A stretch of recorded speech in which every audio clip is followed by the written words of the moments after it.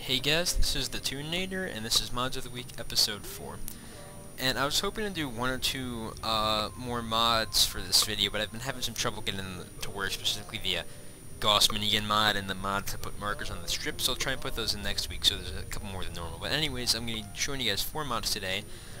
The first one is a mod that'll make Sunny Smiles right here a companion, fully fleshed out, fully featured, just like any of the other ones. There's a mod that will it adds a set of kind of unique and pretty cool looking power armor in the game.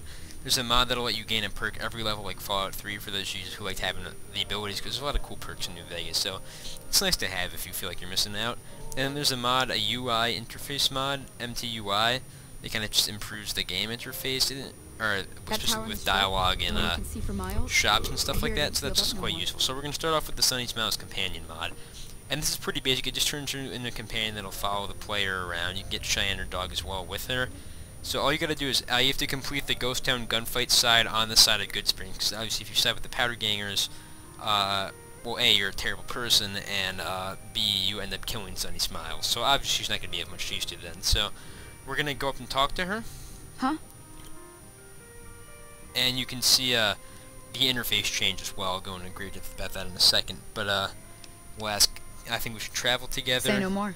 I'm in. And I already recruited her, but to get her for the first time, you need Speech 35 or Churches La Femme perk, and she'll follow you. So you can see, she's got the full, all the options, rifle and combat knife. Can. So she's got a crappy varmint rifle. You're probably going to want to give her something else. I'm not really sure what her stats are, but she's not as fleshed out as some of the companions, or the NPCs turned companions in Fallout 3, like Sydney especially. The Sydney mod was very, very good.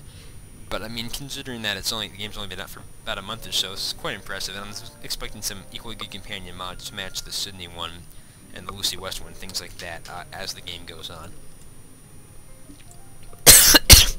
Ooh, sorry. So you'll have noticed that the dialogue interface there was a bit different. It's because I have the MTUI mod installed. And that just kind of streamlines the game's interface, makes it a little more accessible, easier to read and such. So you'll see, we're going to talk to Trudy. I'm glad that business is over. So it does look a little different. So if you like the previous font or the previous organization, that's fine. This may not be a mod for everyone, but it makes dialogue and shopping a lot smoother because we'll show you everyone's sale. You know, it's a little bigger, I believe, than it normally is. You can see more stuff at once. And yeah, that's basically the interface mod. It just kind of streamlines some of the more cumbersome menus in the game, makes chat a lot easier, and I'm pretty sure it enlarges the size of the vendor windows as well. It's a little hard to remember because they still look the same, but I'm fairly sure it makes them bigger. So, for the third mod, it's this power armor right here, the Air Force T-57C power armor. So it's a custom power armor someone made. And it's quite cool. Hey. So I'm going to go take you to where you'll find it. There's 2 places.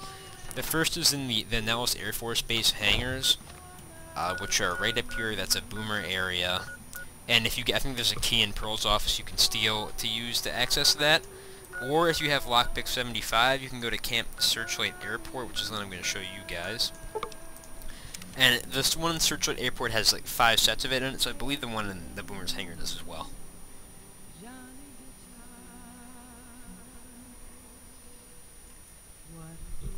Oh, and it's dark, so I'm gonna wait because Fallout nights are very dark. Also, someone sent me a mod, it's like New Vegas Weathers or something, which looks very cool. So, or Nevada Weathers, and then that looks great. So I'm looking into that. That'll probably be on next week. But I want to thank whoever sent that into me. Also, on the subject of sending things in, I apologize. The names I had for the people who sent the mods in for me this week got wiped. So if you all the ones I have on this week were user suggestions. So if you suggested one of these mods to me, just inbox me. I'll add your name in the description, and I will, I'll give you a shout out at the beginning of next week's episode. So sorry about that, but I get quite a lot of messages, and I deleted them by accident. I apologize. So again, just send me a message, tell me it was you. I'll give you a shout out. Alrighty, so we're gonna go right to this crate over here,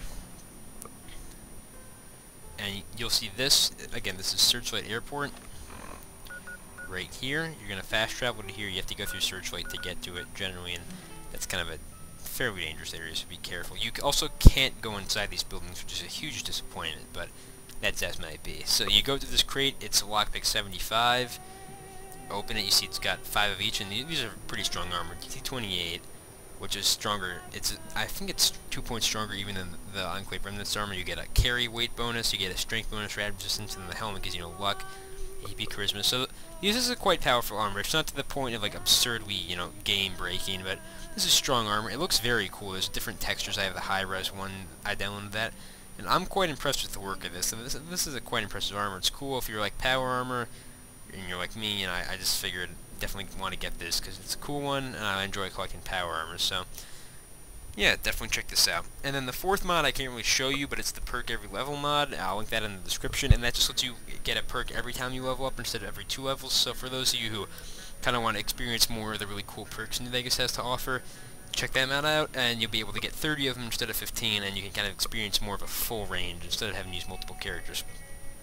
So yeah, that was Mods of the Week, episode 4. Sorry for the bit of reduced content. I've been trying to get some of the cool ones that you guys have sent me to work, but it's a little difficult. So again, if you sent me one of the ones in this week's episode, just inbox me, let me know. I will add you in the description, and I'll give you a little shout out at the beginning of next week's episode. As always, if you find any cool mods, anything you think is interesting, anything you think is useful, helps the game, helps players, it's cool in general, send it to me. I'll take a look at it, maybe put it in the episode. All the ones in this episode came from users, so you definitely have a very good chance of getting featured. So yeah, as always, thanks for watching. This is the Tuninator, and I'll see y'all later.